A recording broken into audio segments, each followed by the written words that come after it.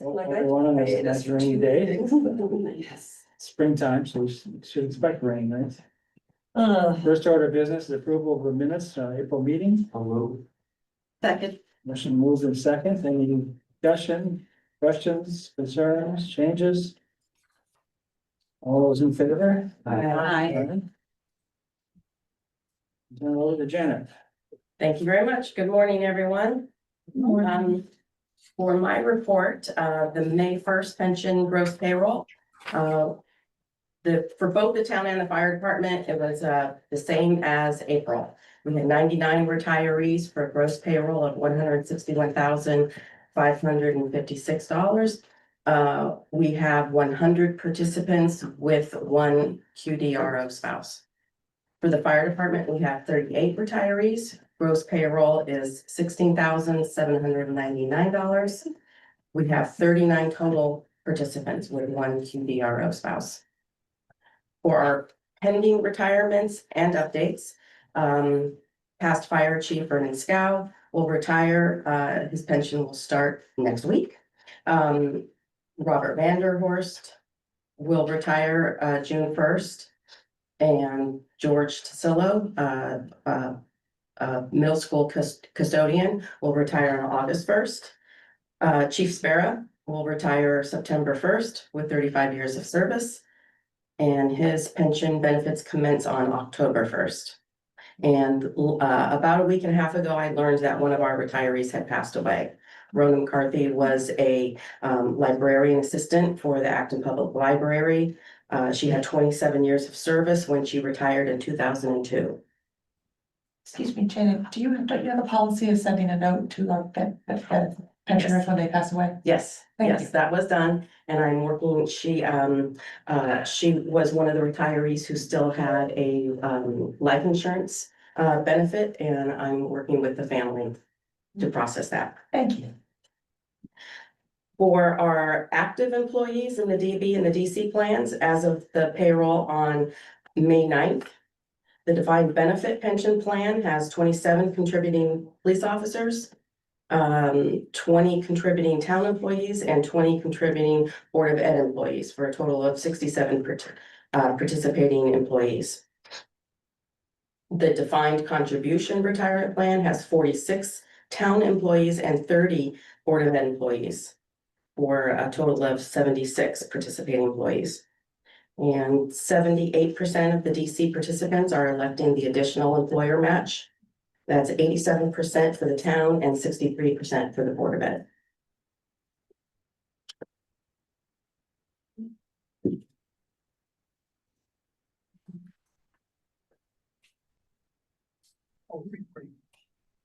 I sure hope so. Yes, we are. I see the recording of the notes there.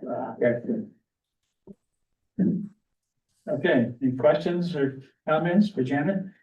I just want to make a comment kind of as a preview of what I know you have for later today on the agenda. I think it's a great metric for those newer members of the board. You'll see that we have both the defined benefit plan and the defined contribution plan. And years ago, we shifted new employees to the defined contribution plan. So our remaining employees on the defined benefit plan are in some sense shrinking. But it is a significant portion of the town's retirement population, the defined benefit plan. And that's just my way of preview to later on in the agenda. Leanne and Carl have done a lot of work on revising our defined benefit plan document. And this is the group of people that it will be, affecting the remaining police officers who never get bargained to leave that plan, and the Board of Ed employees that are still on it. Great, good, thanks for that. Anyone else? Anything, Paul? I would just observe that it's too bad that we're down to 78% taking the additional match. I don't know what we can do about that. I know that Kevin has been trying on that, and so maybe it's just the economy. I don't know, but yeah, they'll regret it. They'll regret it when they retire. It's also something their unions should be informing them about, Yeah, maybe, we're in negotiations right now with one of the unions, dispatchers. I could reach out to them, maybe, there's only 3 others, I mean, 3. And 2 of them are the same union, so. And it seems that the Board of Ed is the ones that's really pulling it down, they're only at 63%. Yeah, Their unions, we Yeah. could reach out to the Board of Ed unions. Yeah. It's, That's really where the problem issue. personally, it's been is great. there anything else we can do to encourage them to take advantage of that match without breaking the bank for us, for the town?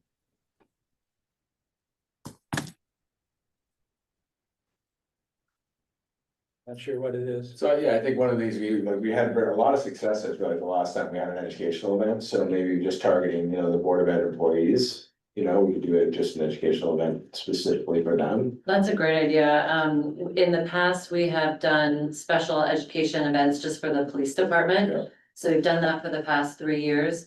I'd say with kind of limited success, a lot of those obviously are on the pension. That's a great idea. I can follow up with Shannon on that. But to reiterate, we did have a very good employee education, retirement education in January. Great attendance, great follow-up. So that was kind of our activities for Q1. For Q2, we usually reach out to the people who are not participating and kind of put it out there, provide them with some education, all the benefits of why to contribute. We're continuing the work on our side. Good. Yeah, so all we can do is keep pounding the drum. Any Board of Ed employees, I know that includes teachers, or does it not? No. Okay, so then they're year-round employees. I was thinking if we did something during the summer, that might affect whether they were around, but these are full-time year-round employees, so doing it in the summer will not. They're non-certified or something. Well, maybe Not all of them. paraprofessionals, I think, Right. are so they might not be there in the summer. So, oh, they may have time in the summer. Well, Either way. That's true. I don't think so. Well, Okay.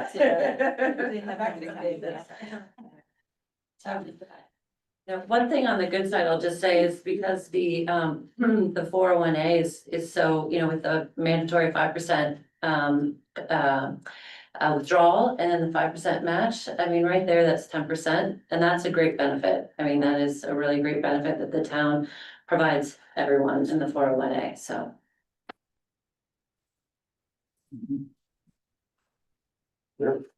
Okay, keep pounding the drum, trying to keep getting people in there. So. Go, just quickly, little historical perspective on this. The reason we're willing to go to 16%, 8 and 8, is because when we were only in the DB plan, the town's contribution basically had gone to 8% to try to continually fund the DB plan. So it wasn't a stretch to say, okay, we'll do the 5% and then we'll match 3%. And what it's turned out to be is a hell of a benefit. So that was kind of, And we probably aren't at 8% anymore because our ADC is coming down. So, they're actually getting a better benefit if they go to the 8% plus 8%, but I'd have to check that.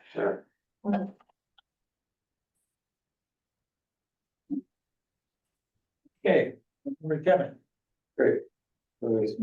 So let's see, just so we have this is like the updated performance here, just so you have that. I'm not gonna go over too much of the market slides, and they're basically, I'm gonna be pounding the drum of the same things we've been talking about for a few months. Just want to highlight some recent things that have happened that I feel like are, kind of changing the dynamic of things, right?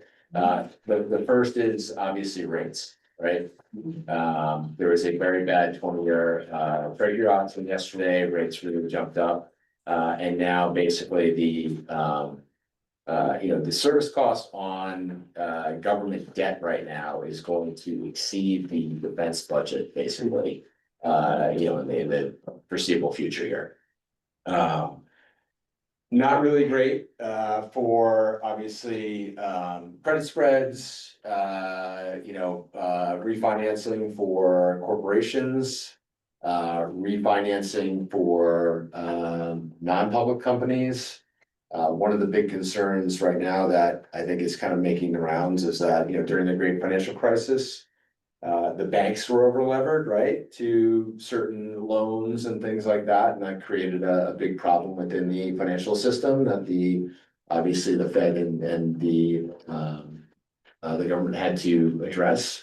Now the worry is that a lot of these private equity companies that have been basically taken public, or taken private, I should say, or bought over the past, 5 years have been levered up.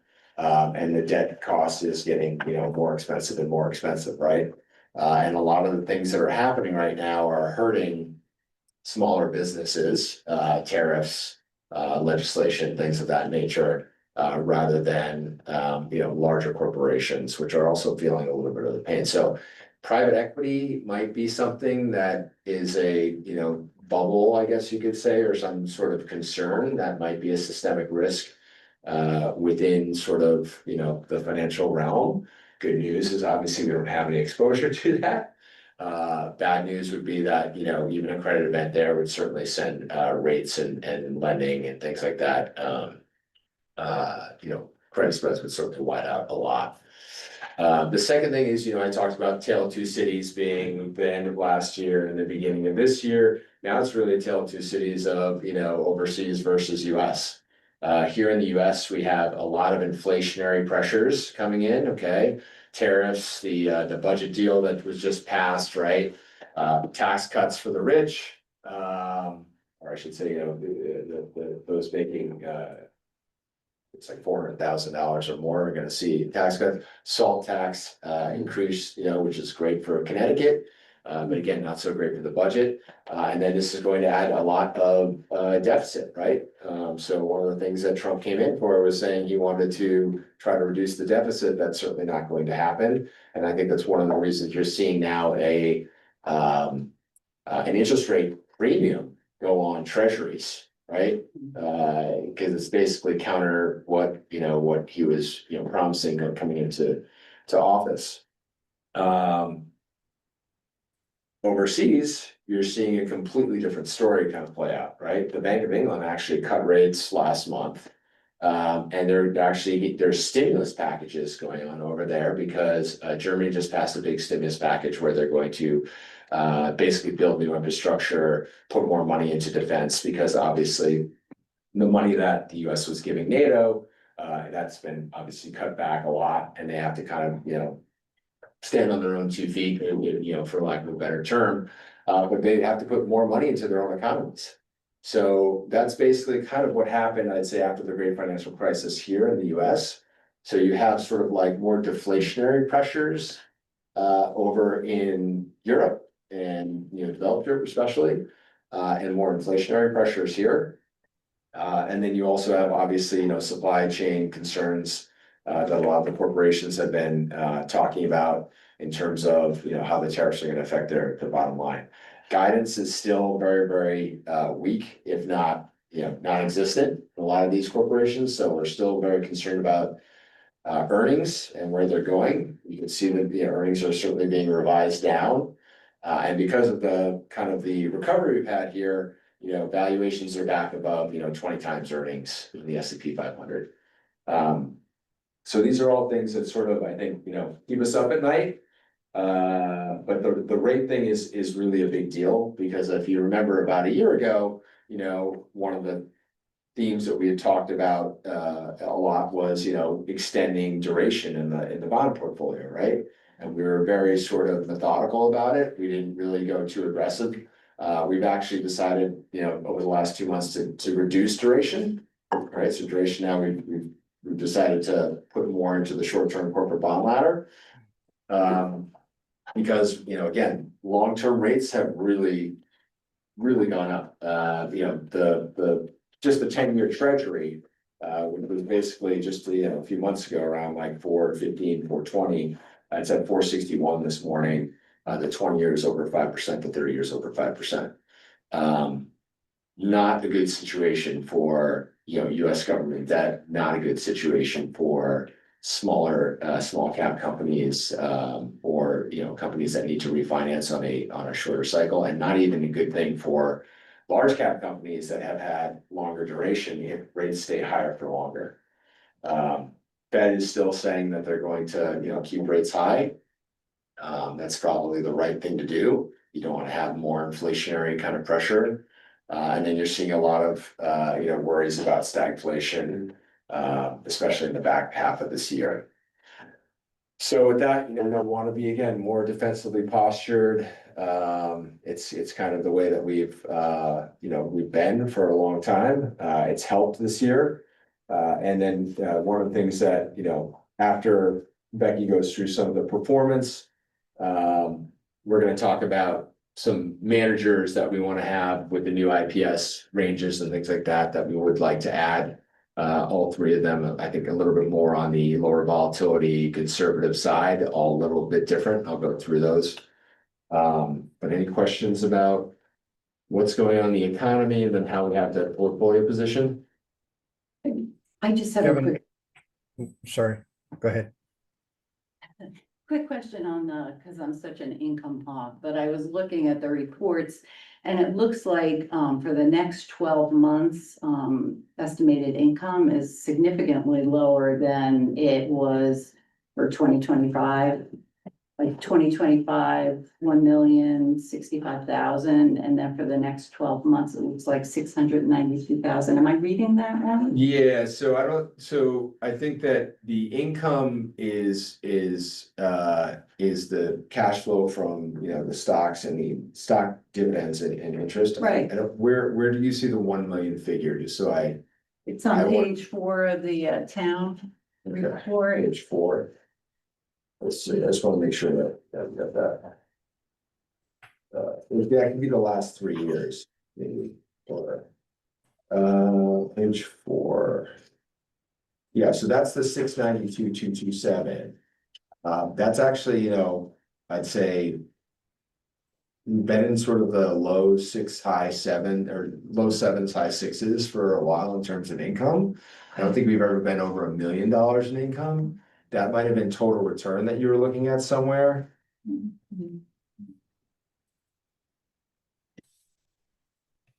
What I did was I combined year to date with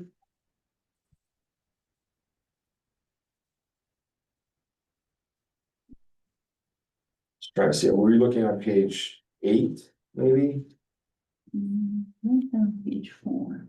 But that's okay. I mean, if it's been in the 600s. It's been in then the I'm 600 range, so like if you My kind of. math might be off. Yeah, no, so if you just look at the last, just on the upper left-hand side there, maybe if you want to pull it up on the, Sure. on this page. On page 4, the last 5 years has been 3.2 million in income received, right? And that sort of middle column on the upper left-hand side, 3.295, you just divide that by 5, that's a little over $600,000, Okay. right? All right, So thank the you. income's actually been increasing, and it certainly has been increasing for the last few Okay. years. Paul? Yeah, I happened to see an interview with Mike Wilson probably 2 weeks ago. And he was decidedly more positive than I've seen him as the perma bear for the past couple of years. And it doesn't seem to be the same as consistent with what you just said in terms of being very defensive. Maybe you could add some color. I don't know. I'm a little bit confused. Yeah, so we saw the same interview. I think the thought was that, the market had recovered, the tariff situation was going to or sort of subside, we had the 90-day pauses. He thought that, basically deals were gonna get done. And that there'd be more visibility on the tariff side, as we came into the back half of the year. That was what his thought was. This was about a week ago, right? He was. Yeah. Yeah. This is before, rates started to really jack up, all right? So that's one thing. There's been a change, and we actually, Lisa Shallett did who is also part of the Global Investment Committee, had a call yesterday where she touched upon rates being sort of a changing factor in their kind of models as we kind of move forward here. But if you think about what are the deals that we've actually gotten done, we've only signed one trade deal, and that's with Great Britain.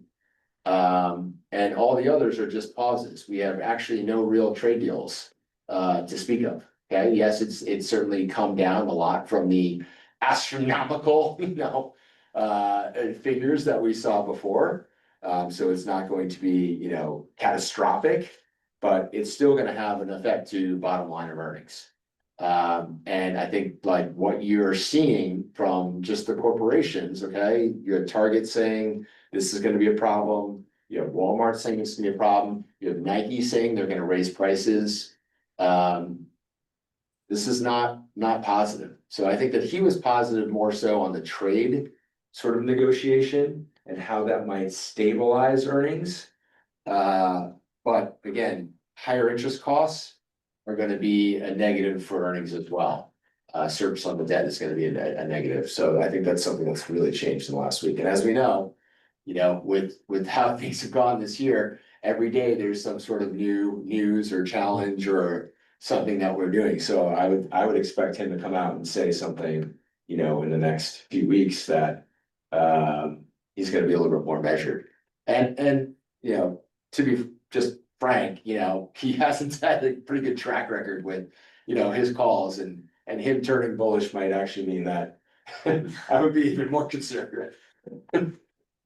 So. Just to dovetail on Kevin's comments, there's still a great deal of uncertainty, not only with the tax bill. And what that will mean to the deficit, but also on the net terms with the revenue bringing in from the tariffs. And so tariffs, there's still, between 2 weeks ago and today, is it gonna end up, around 6-7% of tariffs? Or is it gonna be like 13-14%? That's a big difference. And, where that plays out, no one knows. But that is also like a reason, I think, why Lisa is a little bit more cautious than Mike at this point in time. And also, really touting the benefits of diversification. But yeah, it was interesting. I think Mike has some digging out to do on his own, kind of calls since COVID. Whereas, Lisa is a little bit more, I feel like, pragmatic and kind of hasn't had to bear Mike's kind of mea culpa that he's had to do. Yeah, I feel like too, I saw some stat where basically it was like, tariffs are gonna offset, $300 billion a year at best for these, kind of fiscal impacts of, basically a $5 trillion addition to the debt over the next, 5 years. So we're still in a situation where we're kind of spiraling in like the wrong direction in terms of deficit. And unless, again, if Trump thinks that he can subside or supplant that with higher tariffs, then that's not going to be good for the equity markets. Well, they're saying higher tariffs and growth. That's the old argument. We'll grow ourselves out of it. Yeah, I know. This is part of the issue too, is that, the way to basically deal with the deficits that get like this in the past have been to basically inflate your way out of them. Yeah. Not really necessarily growth, but to inflate your way out of them. And that's gonna be a bad situation for equity markets and bond markets really as we move forward, because we could be looking at, if that's really gonna be the solution, I guess you could say, then that's where we're looking at, late 1970s, early 1980s style inflation, kind of ticking up to that sort of area. So I think positive on the trade front, negative on the rate front, is really the way I look at it the last 2 weeks here. Thank you.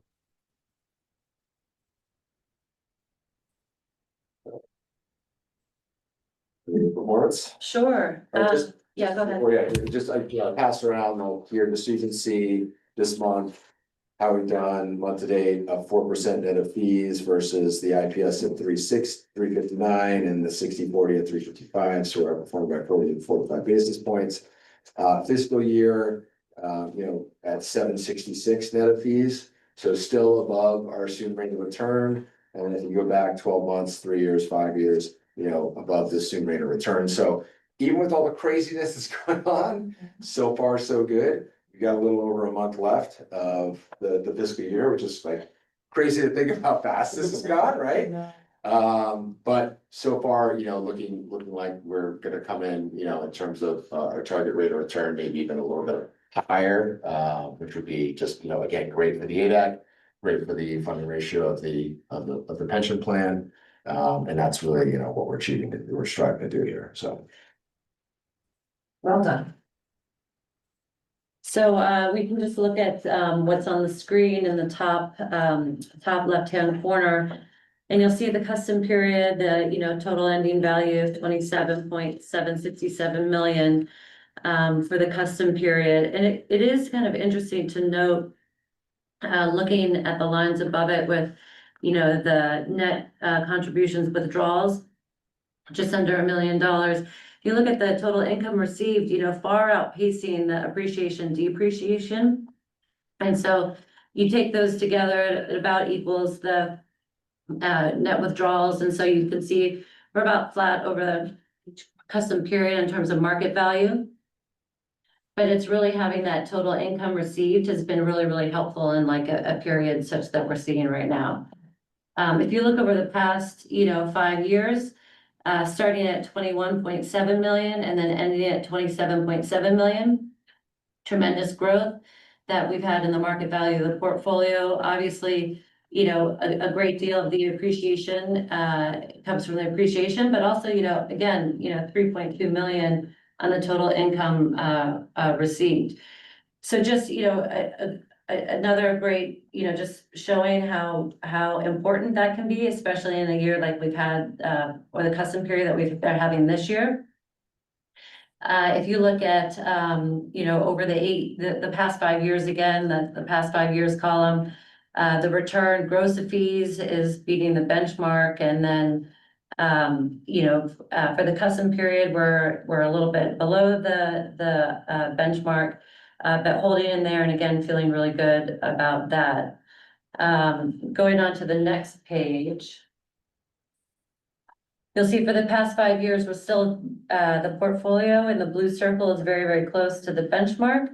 Last month, we were a little bit more defensively positioned, this one a little bit more aggressive, but again, very, very close to the benchmark on that. Kevin, do you want to touch on page 8 at all? So basically, this is, again, this is as of the end of last month. So, underperformed as sort of the market had, recovered. You'll kind of see as we kind of go through here, the differences that are going on within the market, or the changing dynamics, I guess you could say, that's going on in the market. I actually kind of point to page 11 more so. Just showing, REITs, alternatives have done well, fixed income has done well, international developed markets have done well, and then US exposure has just done, very, very poorly over the last, 3 months, right? So this is sort of the changing dynamics that we've kind of talked about. And just wanted to go back, the reason of being diversified, right?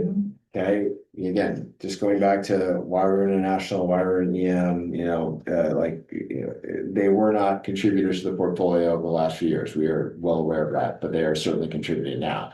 And this is part of the lower volatility, more diversified approach that we've had in the portfolio. And it helps during times like this and times like, 2022. I'll hand it back to you for page 12. Yeah.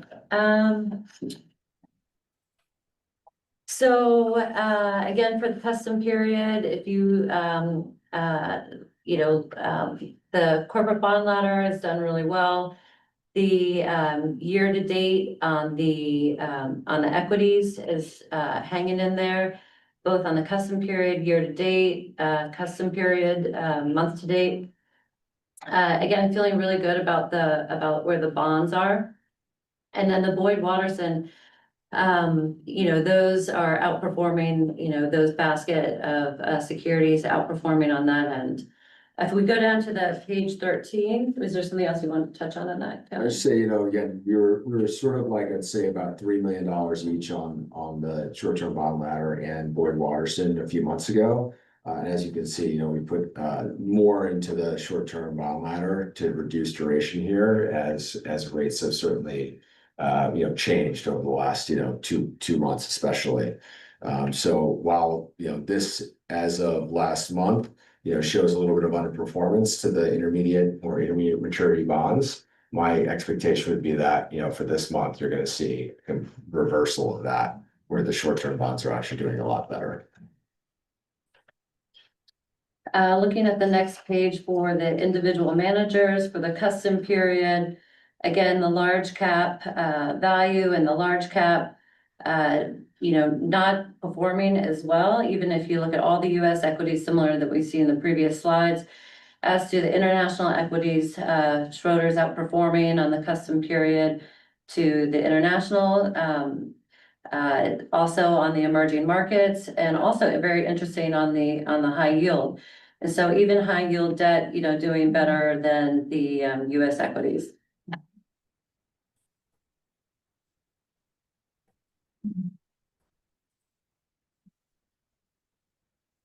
Just on page 15, we talked about and approved, the investment strategy memo was approved to approve the IBS. So one of the things we're going to talk about today is US large cap manager to sort of, fill the void that we are going to have by reducing cash and putting more money into US equities.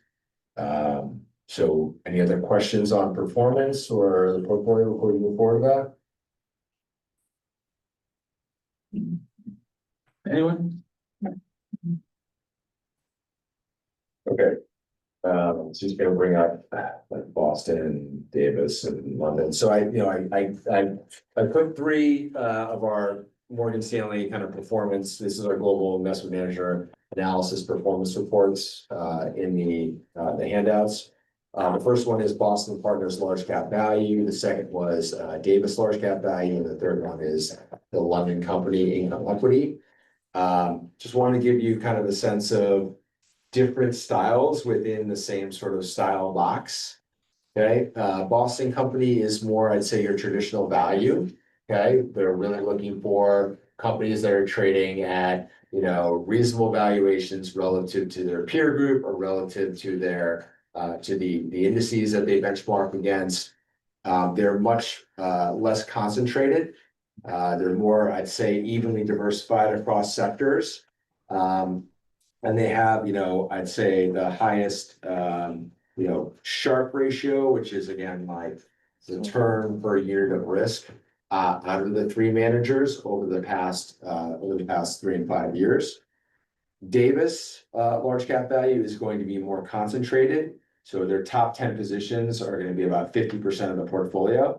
They generally only have about, I'd say, 25 to 30 positions. They have the highest 3-year number.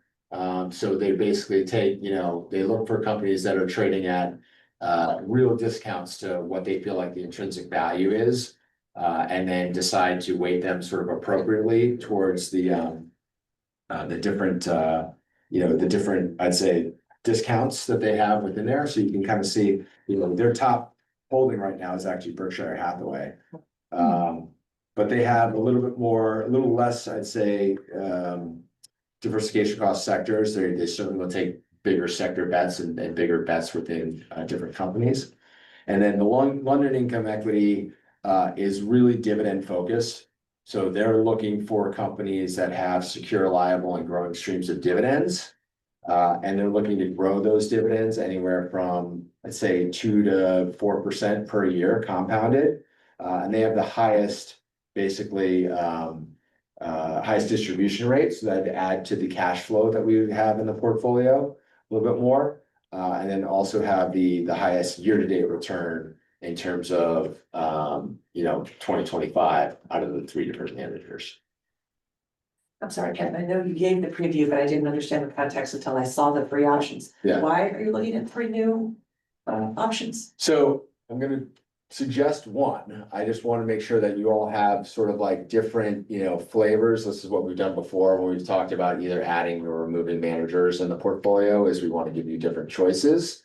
Because we have obviously our sort of, suggestion that we have, but it's good to kind of talk about different managers, how they would manage in different, economic times, how we would expect them to perform. But I missed the underlying reason. Why are we adding? Are we adding one? changing? We're taking one out? We're adding one because we are underweight large cap US right now, okay, relative. And then with the changes in the investment policy statement, we're going to be reducing our target to cash and increasing our target to large cap, US large cap. So in order to do that, we either have to do one or two things, which is allocate to the managers we already have, okay, or allocate to a new manager, which is what we're proposing to do. Because we do have Aristotle, value equity, large cap value equity. They're a little bit different than I'd say that these three. They're a little bit more sector focused and are looking more for, I'd say, like deep value. They have a little bit more healthcare, for example, exposure than let's say Boston Company would. So we just want to have something that's going to be, again, adding to US risk, but being more on the conservative side of things. Kevin, when you add the value funds, whichever one you prefer, how would that balance with the John Hancock funds as a growth manager?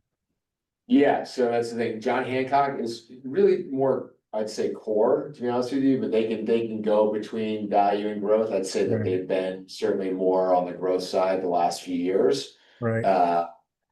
But yeah, so, we have other portfolios that sort of, I'd say, mirror a lot of these. London especially is one that we use because it's a completely different philosophy, right? So we're really looking at London's, for example, is specifically looking for just companies that have good cash flow from operations that can continue to grow their dividends year after year after year and are trading at a good valuation. But the cash flow sort of is the driving factor. John Hancock and even Aristotle, to a way, put the intrinsic valuation that they have, or intrinsic valuation discounts that they have, more so than the dividend, for example. Dividend is sort of like a bonus, I guess you could say, if that's really what they care about. But then sometimes they can be another company that doesn't even pay a high dividend, but is trading at a reasonable valuation.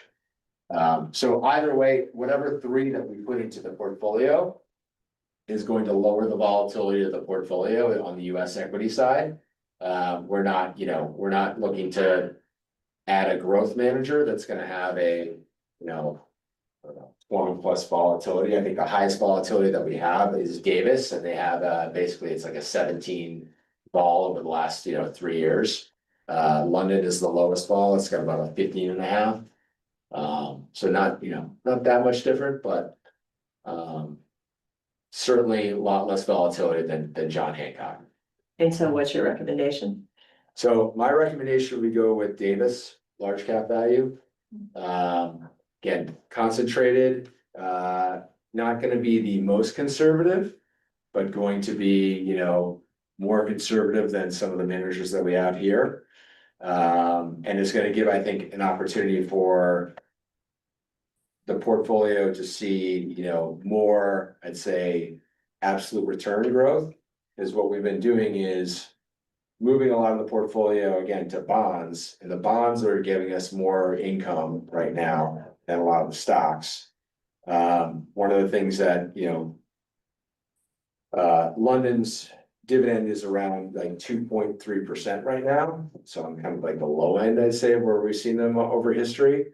So not as attractive as some of the other managers.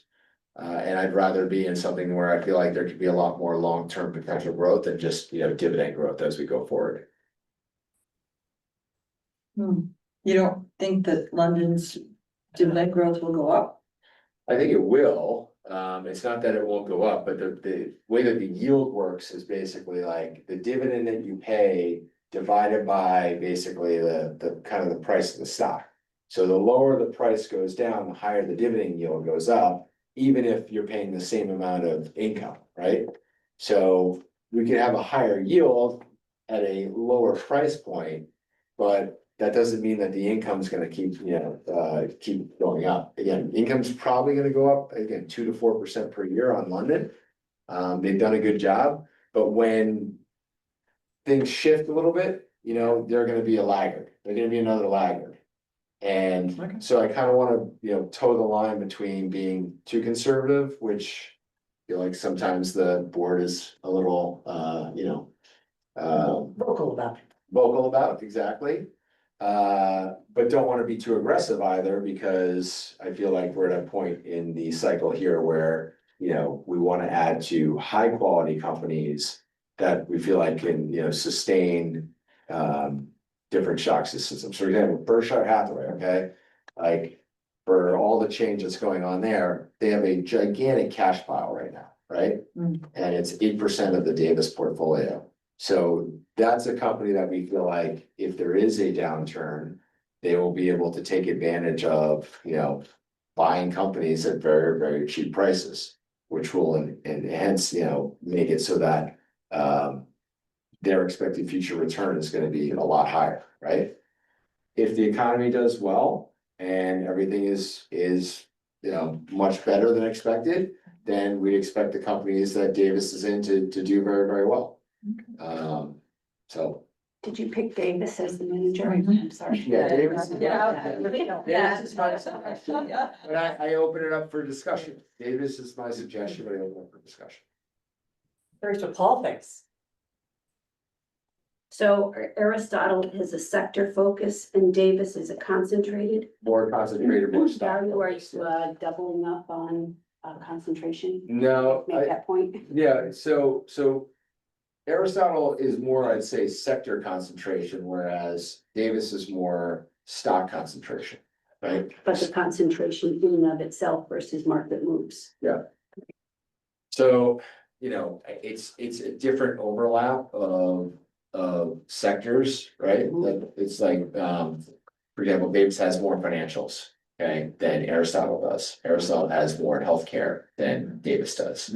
So between the two, you might have a more balancing out of the sector exposure, but probably a little bit more stock specific risk, to your point. Do you plan to keep a balance between growth and value? So right now, I'd say that we're a teeny bit more on the value side. But we do have we still have the index and we still have John Hancock, which is a little bit more growth. You turn to, I think if you go to the asset, class returns. Yeah, so for example, if you go to page 28 on the performance report. Just so you can kind of see the portfolio. Right now, we've got 7.18% in large cap growth and a little over 9% in large cap value. So slightly overweight in large cap value. I'd expect that, that sort of delta, whatever you want to call it, of around 2% to stay the same. So we'd add a little bit more to basically like the index and John Hancock when we add this manager. I don't know if it's still true, but for a long time, they moved in mirror images stylistically. So it used to be a case where the balance was important. Is that still true? I mean, over time. You mean John Hancock and Growth versus. No, just growth and value, just this. value? I think what we've seen is, value do a lot better than growth. I mean, it's cyclical. This is all cyclical. Like everything changes, okay, is really what it is. There's cycles that I think people get used to being in and think that the cycle is going to continue and keep continuing. I mean, again, just going back to international versus US, 15-year cycles. We've had these cycles where, 10, 15 years, international did better than US. And then US does better than international, and then international does better than US. Same with growth and value. I mean, value for a very, very long time See, did but much better. but that's why you'd want to keep a balance, right? Correct, yes, Okay. correct. And you threw out three options here. Why not put a little bit in all three then? Or in two of them, and then pick one? So we could do that as well. That's absolutely fine. Just from a diversification standpoint, is there any downside to that? It'll just change the risk reward profile. So if we do more, like, for example, if we did half Davis, half London, right, just to Yeah. say, that's going to reduce the volatility of adding this new manager in, right? Yeah. So we could do that. We would have, we'd have 6 different US equity managers, or 5 different equity, US equity managers. That's by far our biggest play anyhow. With interest rates projected to rise or inflation projected to rise, will dividend income also rise? Would that make the case for the equity income? Yeah, so, I mean, depends on, what the cash flow situation is, right? If a lot of these companies have to refinance at higher debt levels, that's Or gonna be raise prices? or raise prices, but the demand could start to falter too. So I think that you have to, the good thing that London has done, I mean, even in 2008, I think there was one company that they were invested in that cut their dividend, but all their other companies like remained or increased their dividend. And I just want to remind everyone, even in 2008 financial crisis, there were 125 companies that either maintain or increase their dividends out of the S&P 500. It's wild. That doesn't mean this is going to be the same though, of course, but they're looking for stability of the dividend, right? Is the biggest thing, rather than, they'd rather have a company keep their dividend Right. than aggressively try to raise it, right? Inflation would make you think that would be the case, but not always is really what I'm trying to do. What's the downside? It's Leland, just a quick question. Remind me the cash value of the dollar amount that we're gonna be allocating to one of these 3 funds or 2 of these 3 funds. So basically, we're looking to increase the target by about 4% of the portfolio, right, on the large cap value point. So on, 30 million, that's like $1.2 million Okay, roughly. I was just asking so that if we do decide to split it up amongst 2, I just wanted to know the cash value of that, whether it was Yeah. worth it. So if we did 600 or 600, we could do something like that, Yeah, I mean, I like the sounds of the manager who concentrates on the dividends. I mean, because dividends we get, So do I. stock prices are kind of meaningless since we're not selling anything, Right. hopefully. I know what you're saying. So I like the idea of maybe 2. Yeah, I'd just like to say I'd prefer to have Kevin make the decisions. That sounds good too. The more we get our fingerprints on it, the more we own it. We could get it. Oh, we had good discussion, you already know where we're coming from, so great, we can make a decision. Okay, I think, having heard that, putting, $600,000 into each of Davis and London, probably makes sense. And Okay. Motion? No, because they make the decisions and they have discretion, right? I don't have to vote on it. Or, well, I'm trying to think of the IPS, the motion might be to, include the new managers Yes. in, maybe that's what it is, not the dollar amount, so. Okay, maybe a motion to include, Davis and London income equity is, in our stable of managers. So moved. And- Second. Second, In second, any Second. further discussion, questions, comments? All those in favor? Aye. Okay, thank you.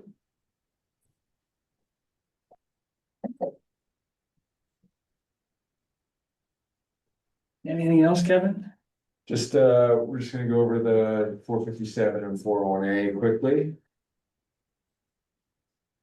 We can just, we've already talked about the defined contribution plans a little bit, but, at the end of, the first quarter, 2025, the 401A market value or account balance was 2.1 million. The 457, 4.69 million, so almost $5 million there in the 457. Combined totals of, both plans was at 6.887 million.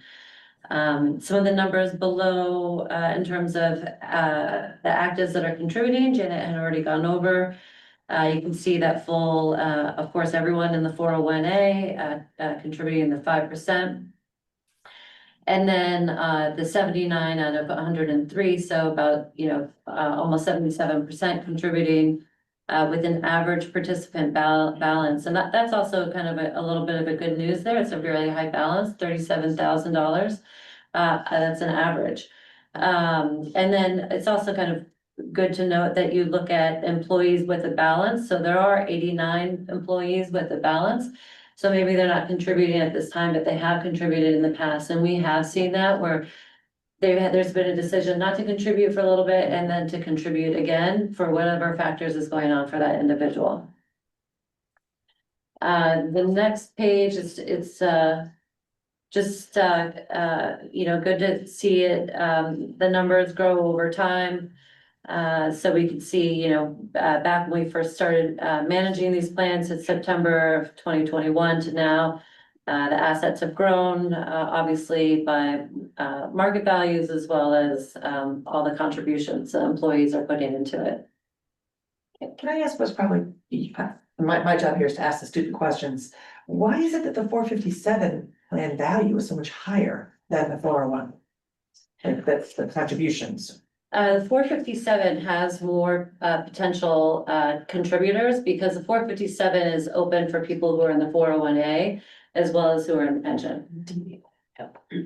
Okay. DC and DB, you can contribute to. So my guess is you got a handful of big contributors that line that up. Thank you. We also have a good rate of police officers who contribute to 457. And because their incomes are higher, they're contributing more. Thank you. We'll just briefly touch on the performance reports of all of them and all the funds within the defined contribution plans.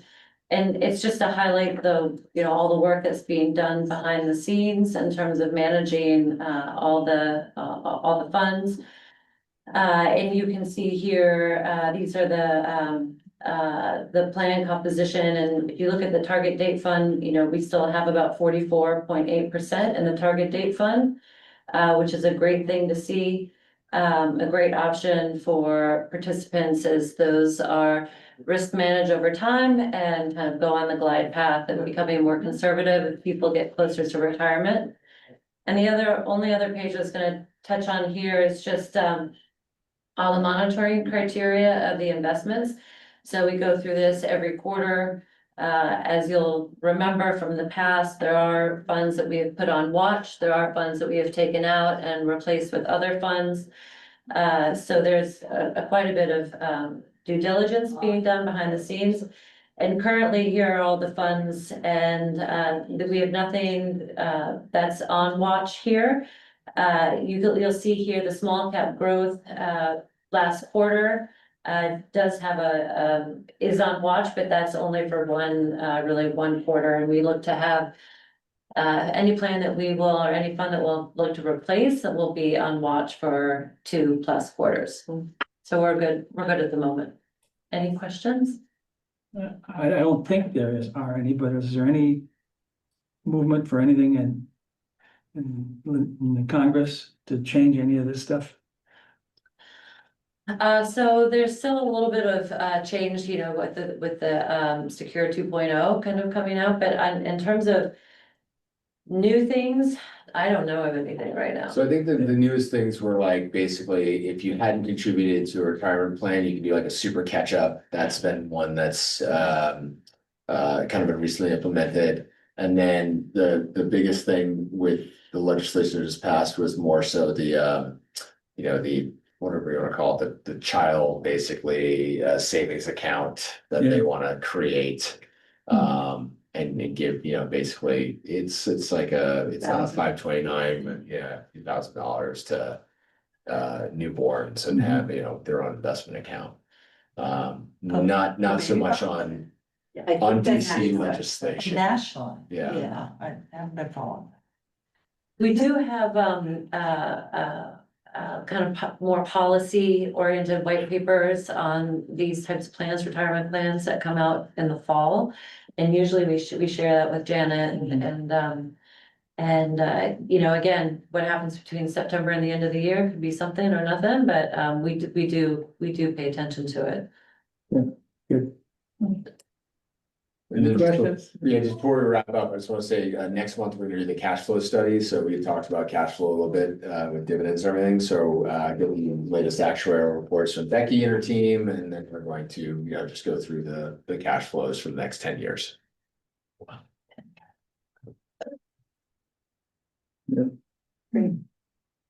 Okay, any questions, anything else? Any old business or new business?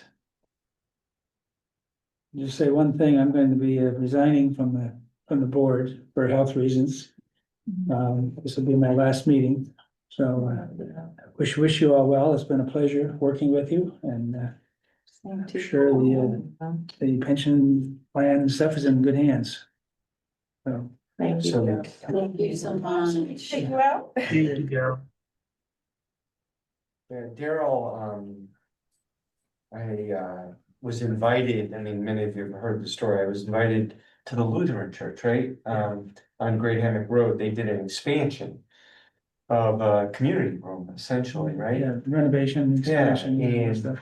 And I was invited by the pastor, it was Siniscalco, what's, Sinibaldo, right? Yeah. It was Jeff Sinibaldo, who's in the fire department. And they were gracious enough to invite me. Of course, like any good politician, I show up. And I sat next to Daryl, and I think you led that. Did you lead that project? My wife was on a couple of committees. Yes, Yeah. I collected the money, my wife spent it.